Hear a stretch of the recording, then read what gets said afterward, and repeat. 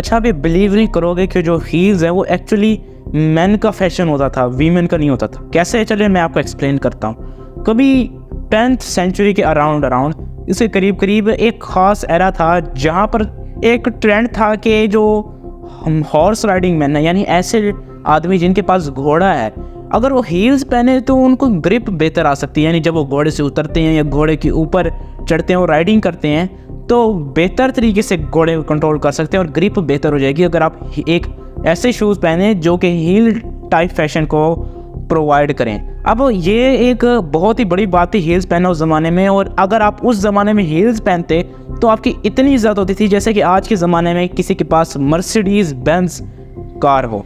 अब ये बात पहुंचती है 17th सेंचुरी के करीब, जहां अब ये यूरोप में फैशन ही बन गया था कि हर इंसान हील्स ही पहने जा रहा था, क्योंकि उस जो भी बंदा हील्स पहनता था उसको, मैंने आपको बताया, उतनी इज्जत मिलती थी जैसे आज के ज़माने में एक मर्सिडीज़ लेने वाले इंसान को मिलती है। लेकिन आहिस्ता आहिस्ता आगे ट्रेंड बढ़ता गया और मैंने तो कम्प्लीटली इस ट्रेंड को छोड़ ही दिया, बिल्कुल अचानक से ख़त्म हुआ। और हमें ये नहीं पता कि क्यों ख़त्म हुआ, इसके पीछे क्या वजह थी। शायद आदमी बोर हो गए थे इसको छोड़ दिया। और आज भी देखें तो वीमेन इनको पहनती है और उनको पता भी नहीं है कि एक्चुअली ये हील्स आई कहाँ से। तो वैसे तो गैसोलीन को बिल्कुल भी नहीं पीना चाहिए, लेकिन चलें अगर मैं आपको बताता हूँ कि अगर आप 1 गैलन ऑफ गैस पी लें, जो कि वो गैस जो कि कार्स के अंदर चलती है, तो उसके अंदर इतनी कैलोरीज होती हैं जितने आपको 20 दिनों में चाहिए। 1 गैलन गैस में 31,000 कैलोरीज होती हैं। वैसे तो नहीं पीना चाहिए, वैसे ही बड़ी एक्सपेंसिव है, लेकिन अगर आप पी लेते हैं तो 20 दिन का खाना खाने की भाई आपको ज़रूरत नहीं है। आप बिल्कुल अब आप फुल हो गए, आपकी बैटरी 20 दिन की चार्ज हो गई है।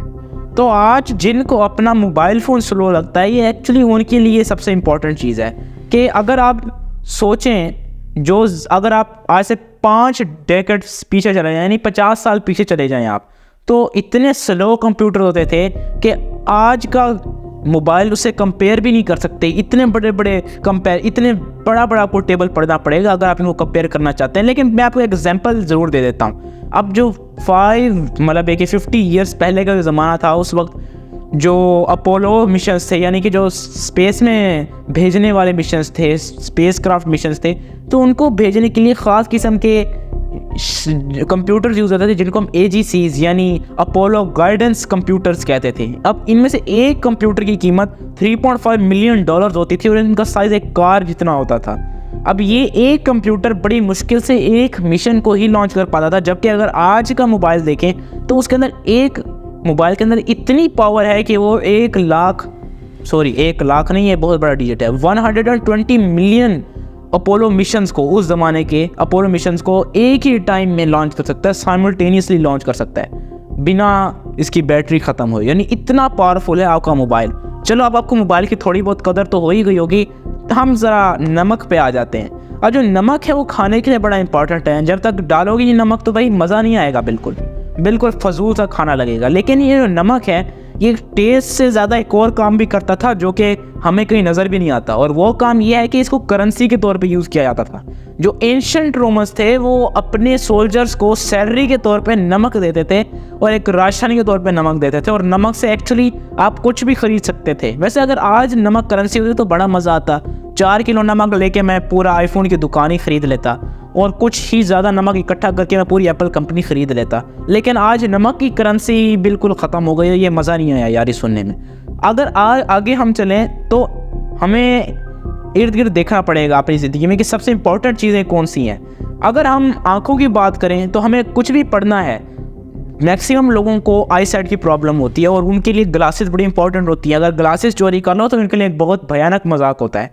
लेकिन अगर हम ग्लासेस की हिस्ट्री देखें तो ये 13th सेंचुरी तक है, यानी 13th सेंचुरी से ग्लासेस बनना शुरू हुई, जहाँ इटालियन लोगों ने पहली दफ़ा ग्लासेस का आइडिया दिया। एक ऐसे कन्वेक्स और कॉनकेव ग्लासेस का आइडिया पहली दफ़ा वहीं से आया था। एक्चुअली उन्होंने टर्म्स यूज़ नहीं की थी, लेकिन आइडिया ज़रूर उनको मिल गया था।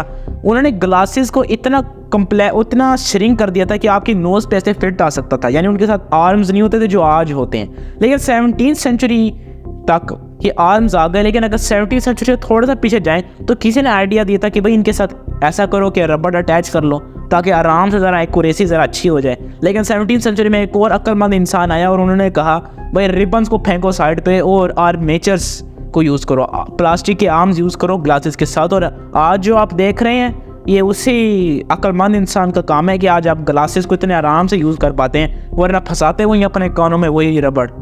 यार बताने को तो बहुत कुछ है, लेकिन अब यहाँ तक बहुत कम लोग वीडियो देख रहे होंगे। चलो किसी और वीडियो में ऐसे मज़ेदार चीज़ें ज़रूर बताऊँगा।